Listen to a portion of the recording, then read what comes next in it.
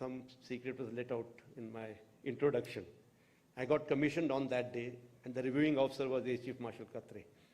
And our 134 PC and the parallel course 75 GDOC happened to be the only courses that have been reviewed by Air Chief Marshal Katre. So, very proud moment today for me to stand here on occasion, when we are honoring that figure who actually gave me my wings, literally and figuratively both. Actually, you can say that was my birthday, I was born in the Air Force. I must especially thank Mr. Sameer Katre for being here today. He's son of Air Chief Marshal Katre. He's come all the way, especially to be here, and he does it every year. Thank you very much, sir. We talked about Operation Sindoor. I thought today that also, I saw that Sindoor topic had come when they were settling down the slides. So you know what I'm going to talk about. When just now there was, somebody said that a lot of good work done and my name was being taken. I get a feeling as if I am that non-playing captain whose team does very well, but the accolades go to that captain. So I wish I was in the cockpit doing something actual, but I fought this war from an air-conditioned ops room or air-conditioned office. But yes, that is how life is. And I'll say I can't praise my team. I can't get words to praise them. They have done exceptionally well, and I'm very, very proud of my team, the entire Indian Air Force. And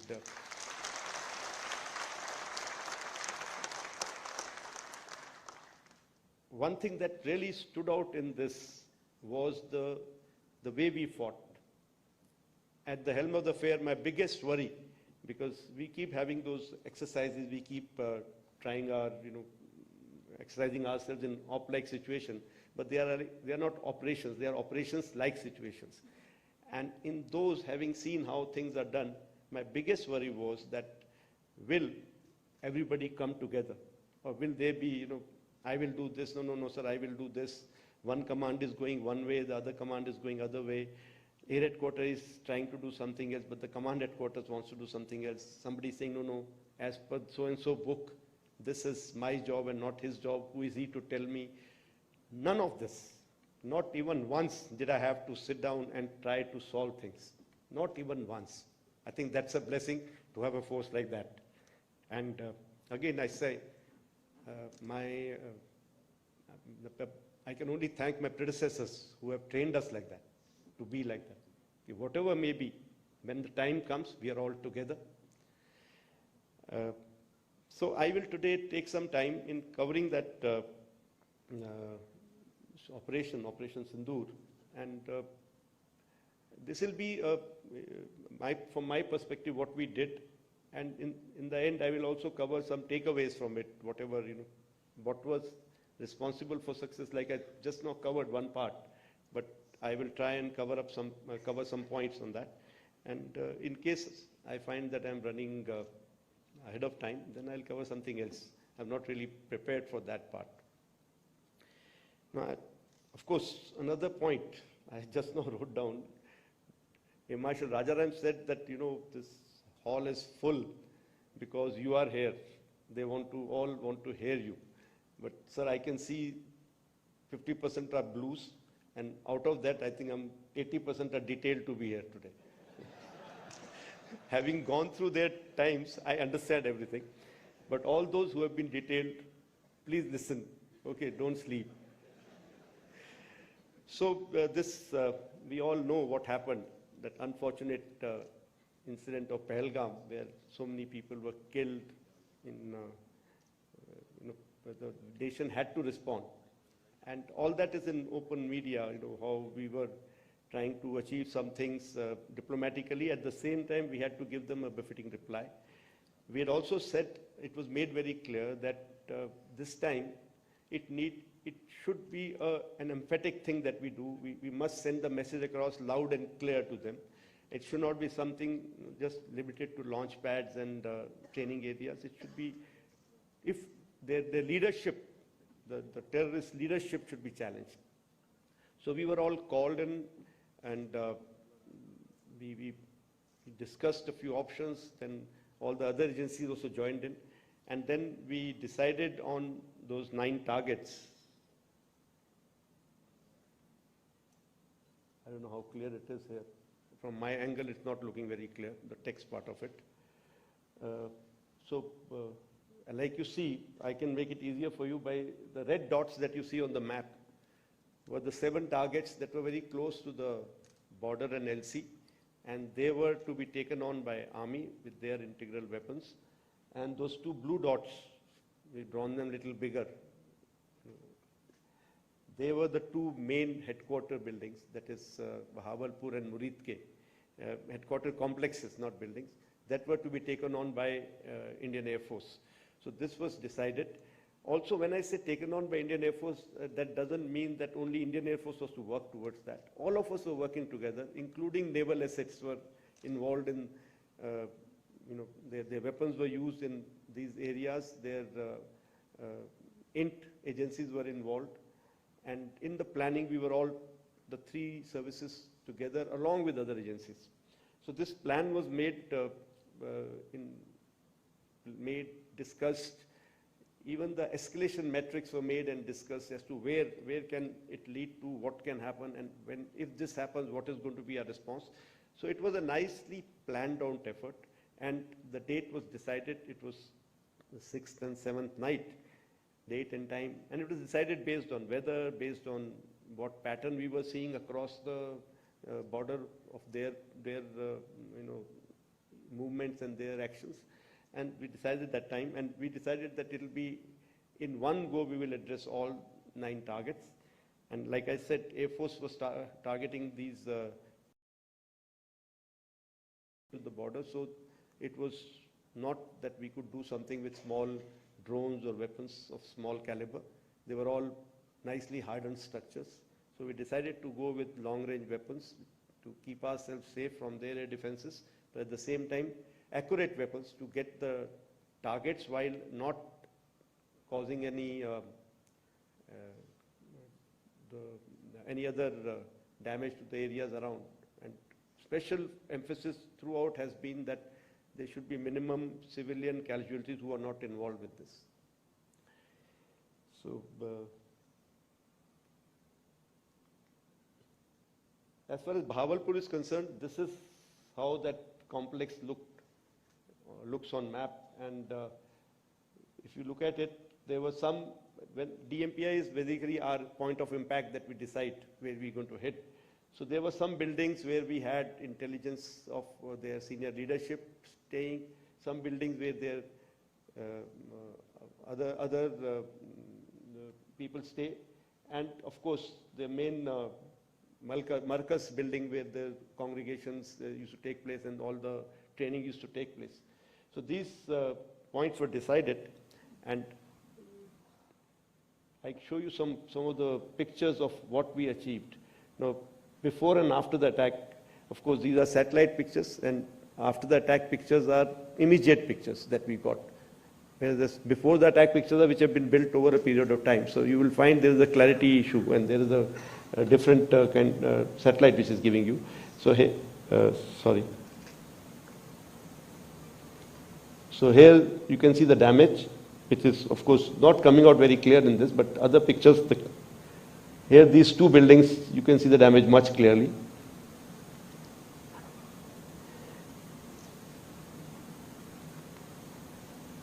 Again, another big set of buildings, and you see the damage that is coming out.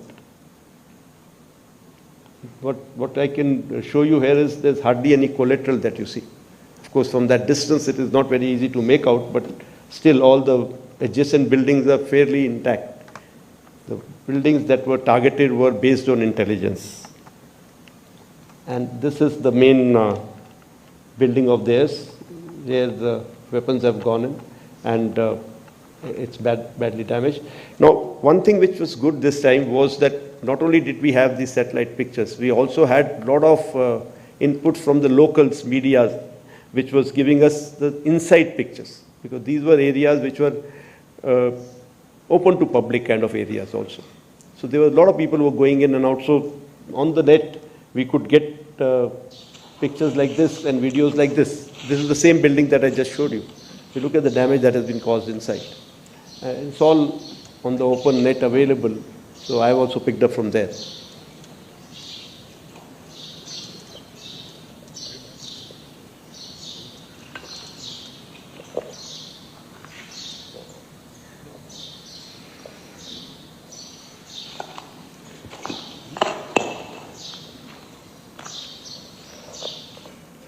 So this target was about 100 kilometers away from the border.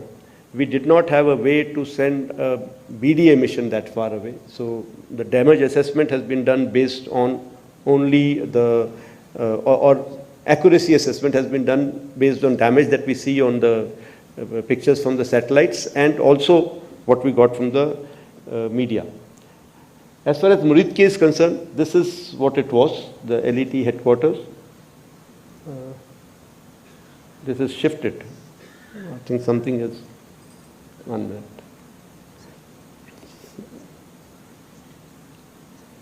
These are the two main these circles should be here on this building and this building, and these two things circles are in this area. This again is their, if I can say, the senior leadership's residential area where they were staying. And these were their office building and their building where they used to get together to conduct their meetings. This is one of the videos that we have because this was within our range. So we could get this video from the weapon itself. If you notice here, somewhere here was the first impact of the previous weapon. And if you see the next one now, the video continues. You can see the smoke of the previous weapon somewhere here. And this weapon is for the main building, that big building that we see.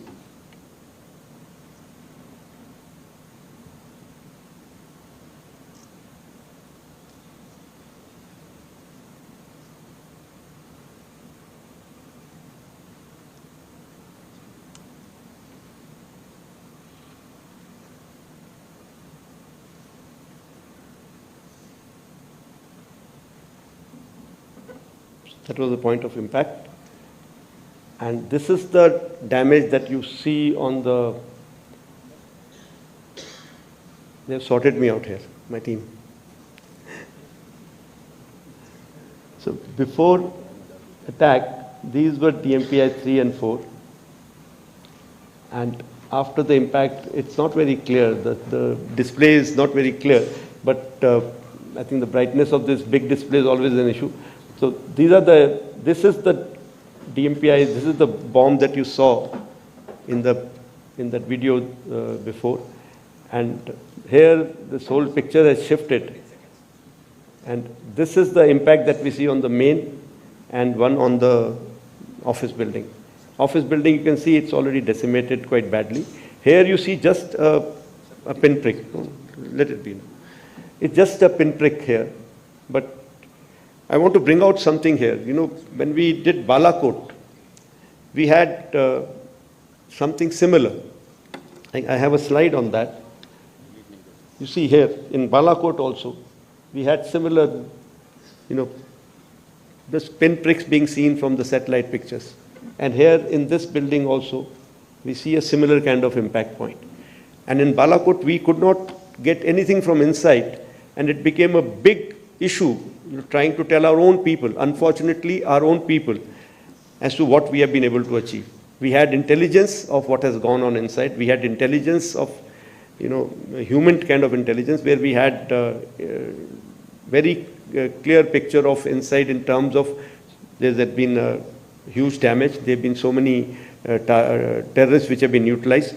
But we could not convince our own people that, look, we have achieved that. But this time again, a thing like this would have given us the same problem. But we were lucky, and we got these videos on the open. This is the same building from inside. You see the amount of damage that it has created, because all these penetration weapons. This sound is from that video. So they cause this kind of damage. Whereas from outside, you get a feeling as if it's just a small hole. So I'm very happy that this time we were able to, take care of that ghost of Balakot, that we were able to tell the world what we have achieved. Coming back to Sindoor, again, after this, what we did, we were able to, we were able to very clearly understand that we have achieved our objectives. Some similar damage was done all the other 7 targets of the army. We had the pictures very clear. We had the videos from here and there. We had all intelligence reports. So when we were confident that we've been able to address what we wanted to address, a message was sent to their DGMO, through our DGMO, Director General Military Operations, that we don't mean to have anything to do with the military. In the sense, our objective was only to strike the terrorist targets, to take the revenge of this, what they have done to us. And we have no military aspirations, no intent to attack any military targets. So we can call it off here.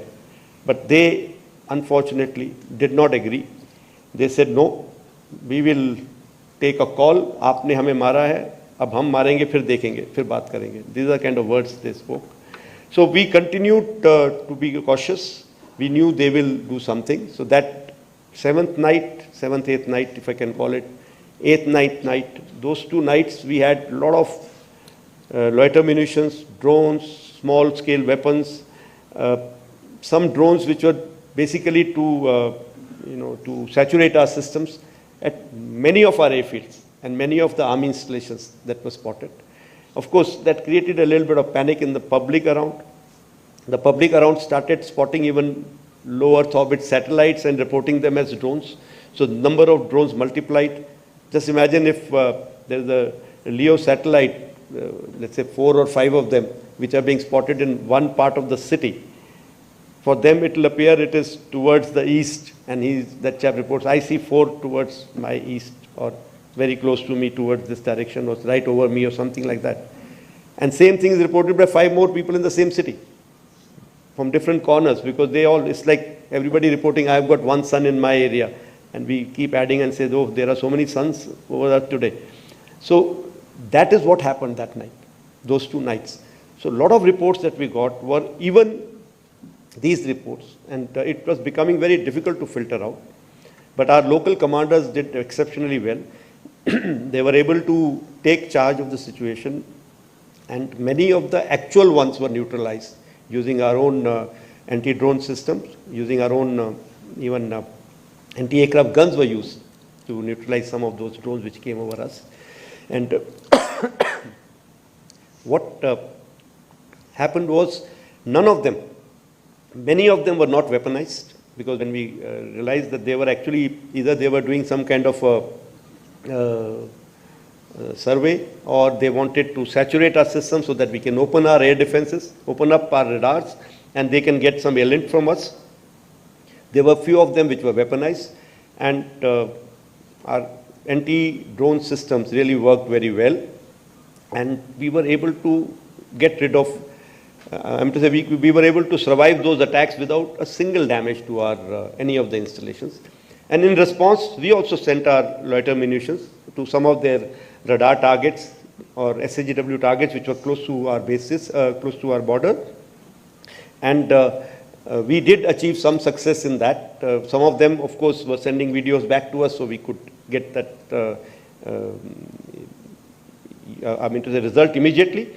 Some of them, of course, we had to wait for our satellite imagery to come in. So we did achieve some success in that, and we kept ourselves very calibrated. We did not want to escalate unnecessarily, because for us, the immediate, the Operation Sindoor, the objectives were to take care of terrorist camps and terrorist infrastructure, and that was taken care of. So here is one of the videos that we have of a radar being attacked by one of our loiter munitions. This is the control cabin, which is the which has been attacked. I've cut it short a bit because after this it goes into where the system can be seen, which system we are operating, which I want to not give out in open. Some of the pictures of other radars, Arifwala, here after the radar attack, you can see there are soot marks here. Again, not very clear to a layman, but the specialists, when they analyze these pictures, they tell us what exactly the damage has been, and it can be blown up in our own system. Similarly, Chunia radar, there's another radar head which has been burnt.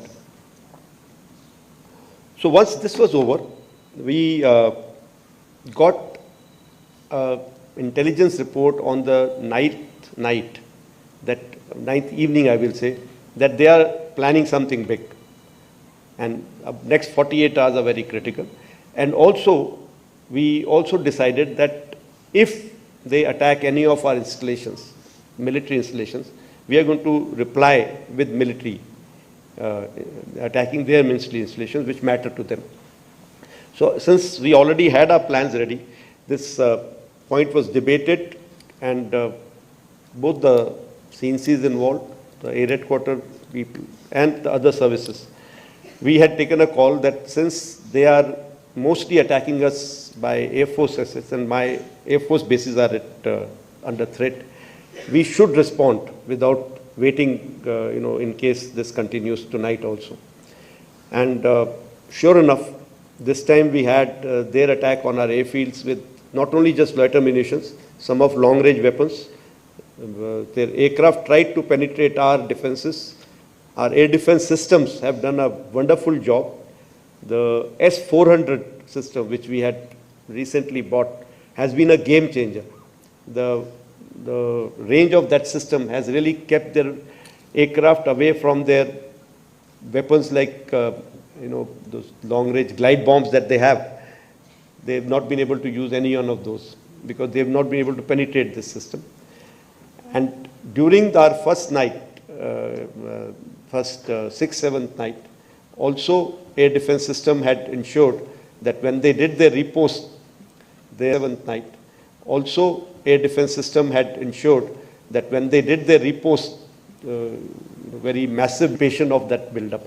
Also, we have some kills that we have got from our SAGW systems, because every time you fire a weapon on a track, you do get a feedback as to whether it is to be treated as a kill or not, because till when is that blip remaining and where is your missile going.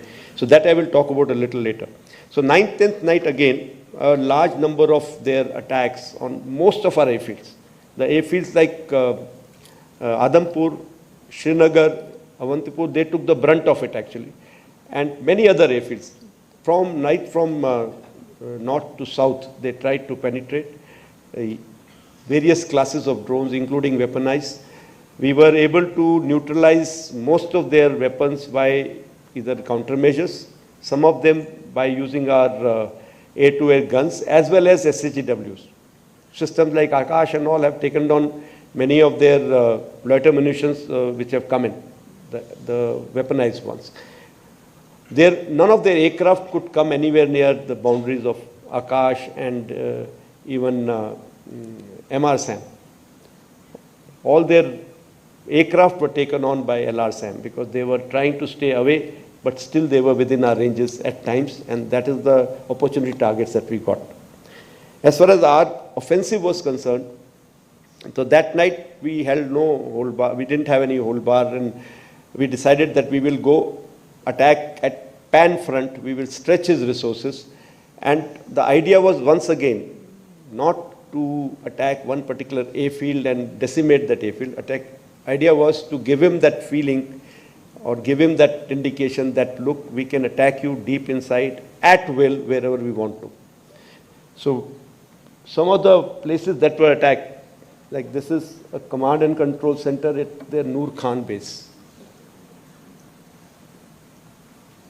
This is the after attack, and this is before attack.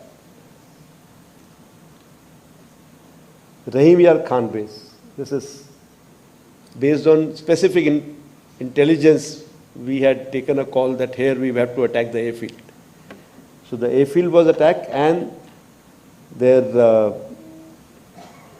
building, the main building where their planning goes on, which is also used as a civil terminal building also at times. As far as Sukur Airfield is concerned, we attacked their UAV hangar and a radar site. You have the visuals available here. This is the hangar which has been flattened, and this is the radar site which is before and after.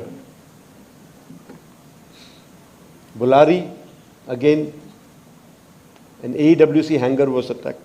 And here we have a very clear hint that there was an aircraft inside when this attack took place. Sargodha. We've grown up in our Air Force, dreaming about days like this. Someday we'll get a chance to go there. And so it just so happens that I got my chance just before I retired.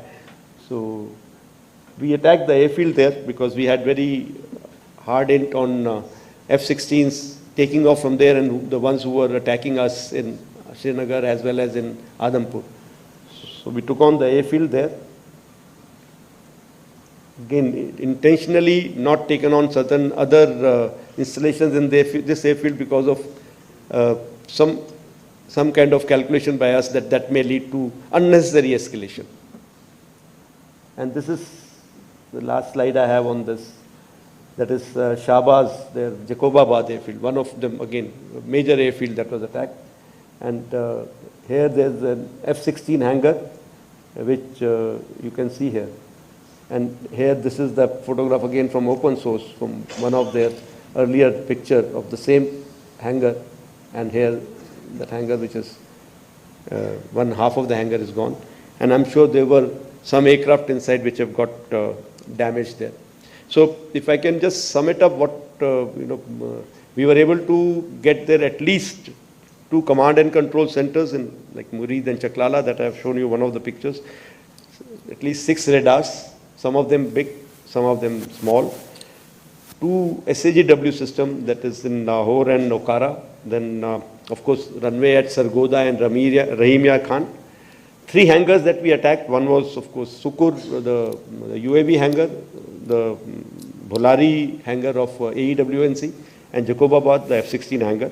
And we have indication of at least 1 AW&C in that AW&C hangar, and a few F-16s which were under maintenance there.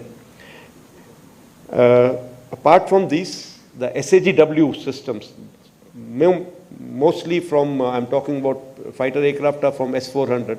We have at least 5 fighters confirmed kills and 1 large aircraft, which could be either an Elint aircraft or an AW&C aircraft, which was taken on at a distance of about 300 kilometers.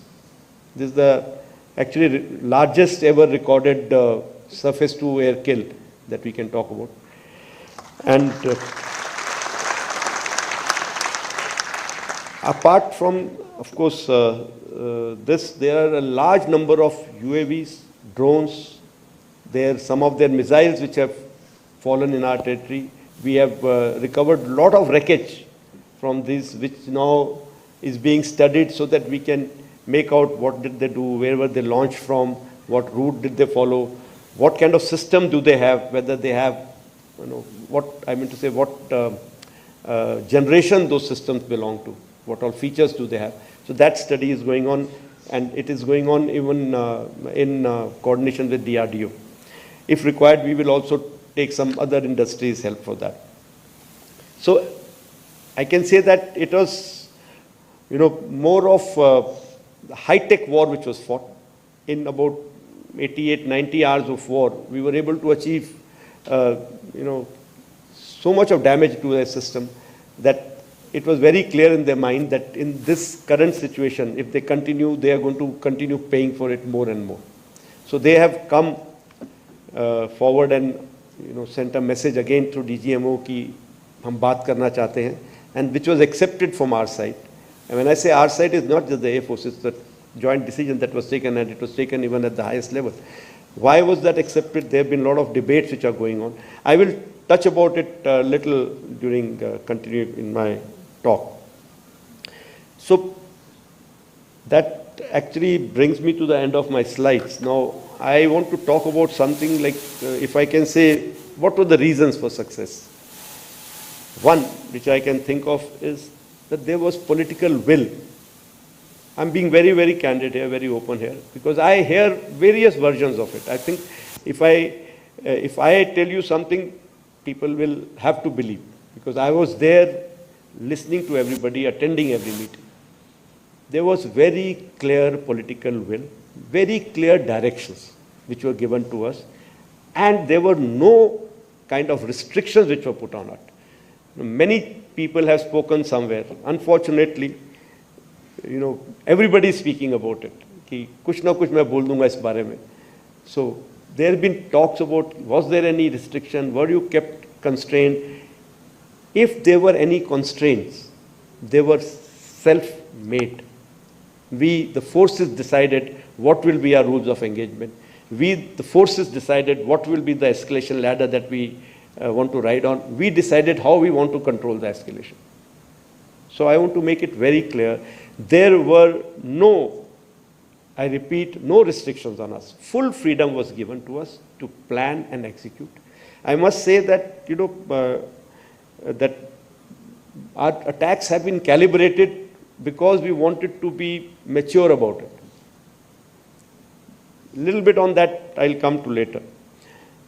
There was synchronization between forces. All four of us, CDS, the three chiefs. I must say here that the post of CDS has made a difference there. He was there always to get us together, discuss things out, iron things out. Wherever required, we all used to go to the senior leadership and discuss things out. NSA played a very, very big role, in getting all the other agencies and forces together. So there were so many meetings conducted, and whenever there was any doubt as to what next step. And most of the things that we did was before this event started, the Operation Sindoor started, because we wanted to threadbare discuss what are the eventualities, what are the possible outcomes, what should be our reaction, how we should react. So when the operations were going on, it was just on telephone, some calls telling them what we are doing. There were not much of discussion going on, should we do this now, what do we do now, what do I do? No, I had the full freedom. And like I said, the way Air Headquarters team and the command headquarters, the way we worked together, it was actually a dream come true. So when that, these things were going on, the routine generally is very disturbed during that time, because you don't know when the meeting will come up. So I used to come home once a day, just quick change and go back and sit there. And I had made some arrangement to even sleep in my own office. So that evening, one day when I had, that was, we had gone for a night meeting, then I had gone in overall. And I continued to be in that overall for next 48 hours. I never had time to come back home because there was something or the other happening. So I didn't want to leave my office or the company for even 1 minute. And when I came back after those 48 hours, after having gone through that, where we had taken a call that, okay, now we stop hostilities, there was so much of sense of satisfaction. And most of it was actually from the way my Air Force had, stood up together. That is what gave me more satisfaction than what we had achieved. The way we achieved gave me satisfaction. Now, like Dr. Sunil has brought out, we keep talking about indigenization. Why do we talk about so much of, having indigenous sources, having things within India? The kind of support that we got from all DPSUs, and of course, HAL becomes a very big part of that because maximum support comes from them.